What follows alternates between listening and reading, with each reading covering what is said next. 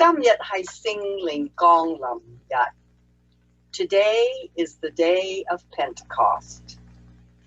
This morning, during the 7:45 service, I welcomed those who were present for the first in-person worship service here at St. John's ever since mid-March 2020.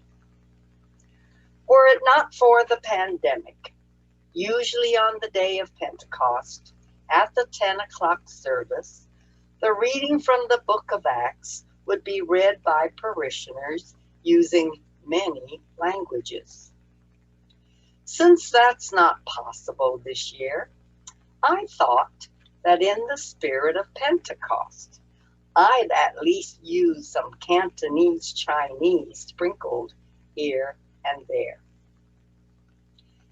Because the entire month of May is Asian Pacific American Heritage Month, your Rector Scott invited Sandra An and Doug Wong to offer reflections last Sunday, and he invited me to be the preacher this morning.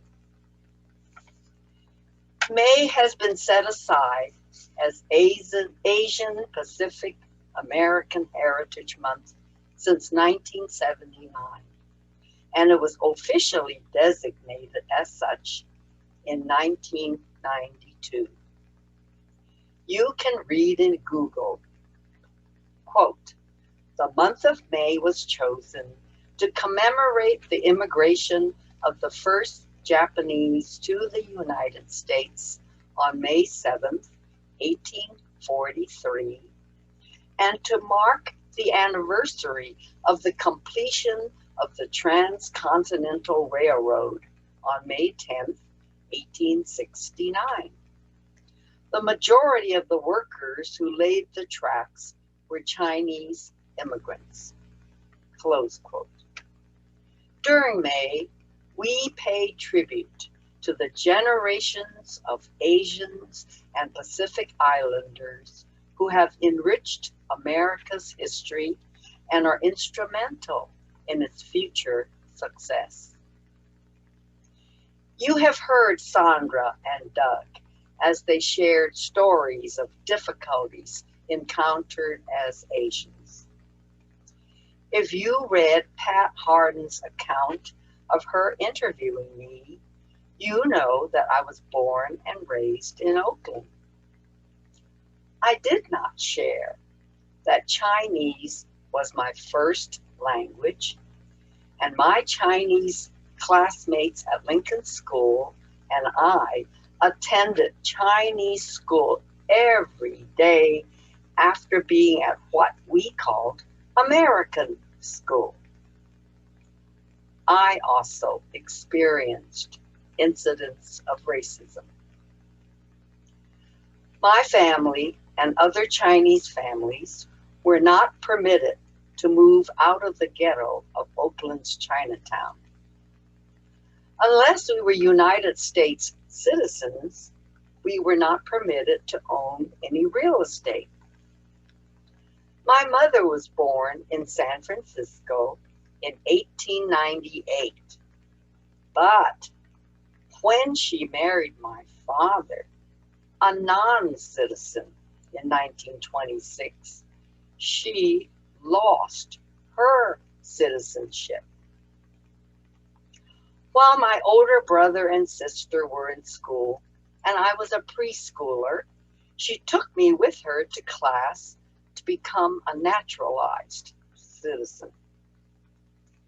Years later, in 1967, when my husband Art and I shopped for a home near Grass Valley Elementary School, by chance, we read the realtor's description of the home we ultimately purchased, which stated, "White or Orientals only." Sad to say, I also experienced racism in the Diocese of California.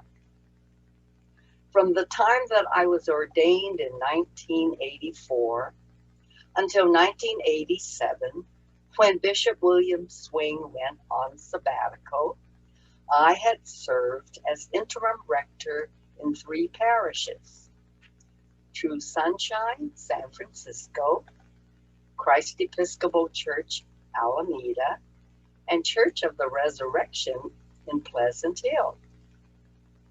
Before the bishop left on sabbatical, he and I met, and we both agreed that I would continue engaged in parish ministry. The bishop added that I was especially gifted in working with congregations that were experiencing conflict. When Bishop Swing returned from his sabbatical, he found me at CDSP, the Church Divinity School of the Pacific.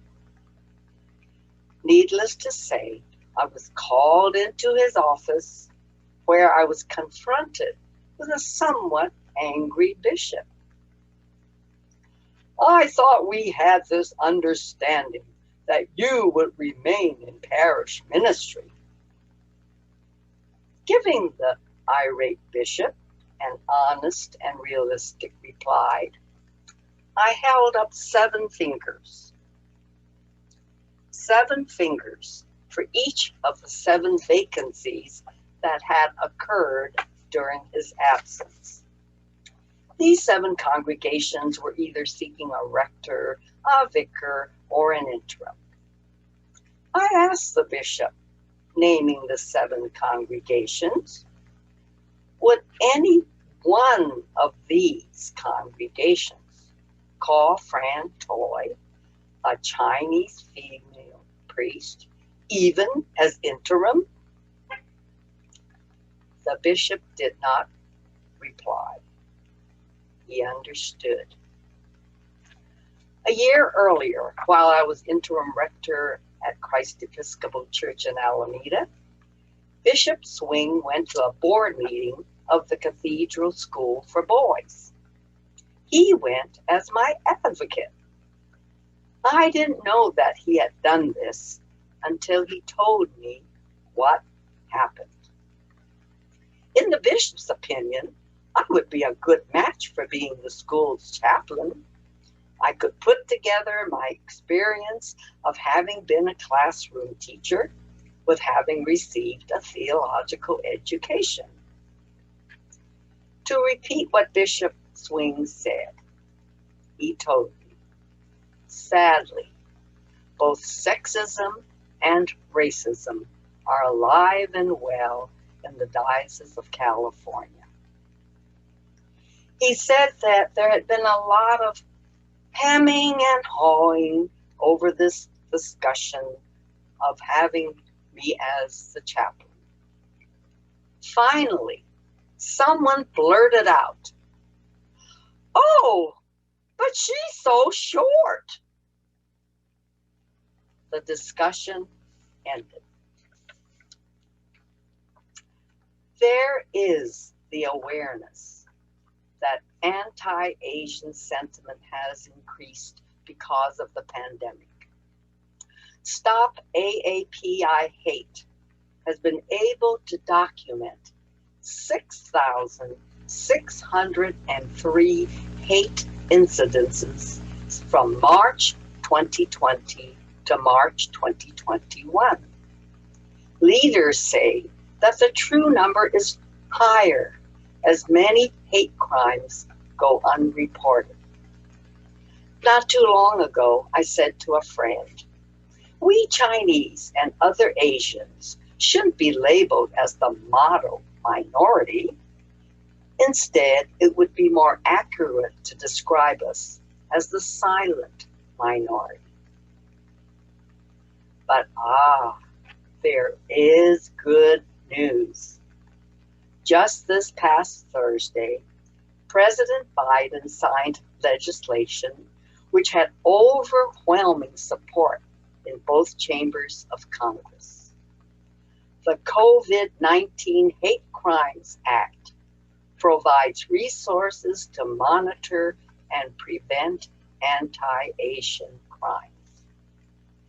Vice President Harris as she delivered remarks ahead of the signing, reminded the audience, "We have a president committed to giving hate no safe harbor." Closer to home, on Tuesday, the city of Antioch, California announced that it will become the first city, not only in this state, but in the whole of the United States, to formally apologize for past misdeeds to Chinese. In 1876, the Chinese had been driven out of town after being given a few hours to pack, and then Chinatown was torched by an angry mob. Gam yat hai sing ling gong lam yat. Today is the day of Pentecost. Sing ling gong lam yat, hai gao wui gasang yat. The day of Pentecost is the church's birthday. The reading from the Acts of the Apostles tell how divided tongues as of fire appeared and rested on each person. The promised gift of the Holy Spirit, as recorded in John's Gospel, had been given. This gift on the day of Pentecost enabled people from that day on to share the good news of Jesus the Christ to the ends of the earth. The church is born from the day of Pentecost because the promised gift of the Holy Spirit signaled the beginning of the apostles' public proclamation as witnesses. No longer were they disciples. Disciples are learners. Now they are apostles. From the Greek word apostolos, they are sent into the world. As someone wrote, it is not that God's church has a mission, but that God's mission has a church. Gam yat hai gao wui gasang yat. Today is the church's birthday. What is song mat ye lai mat gong ho ga gao wui ne? What gifts can we bring to the birthday celebration? First and foremost, we can bring an attitude of gratitude.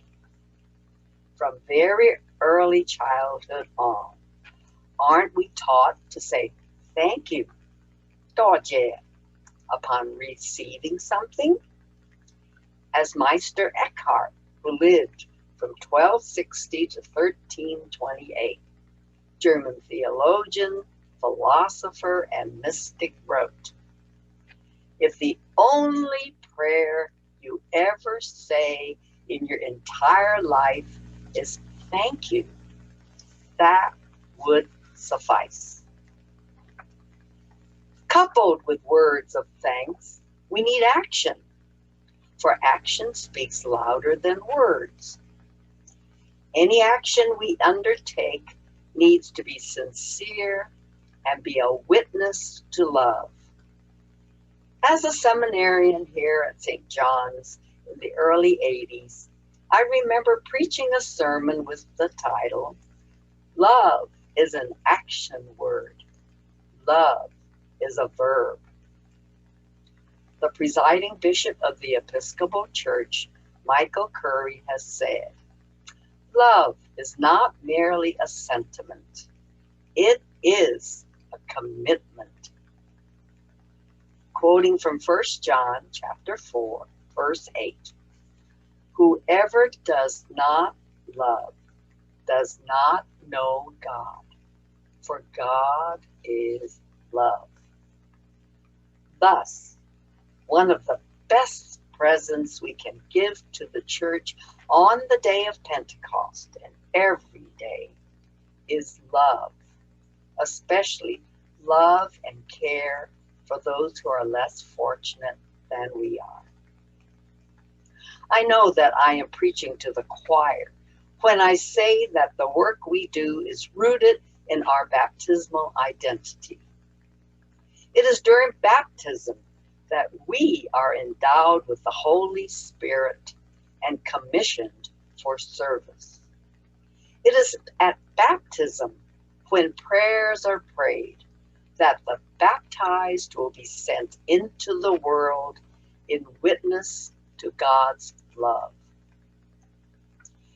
We can't all give what would be considered impressive gifts, but we can spread love, not with random acts of kindness, but intentional acts of kindness. Have a chat with a neighbor, especially one you know who lives alone.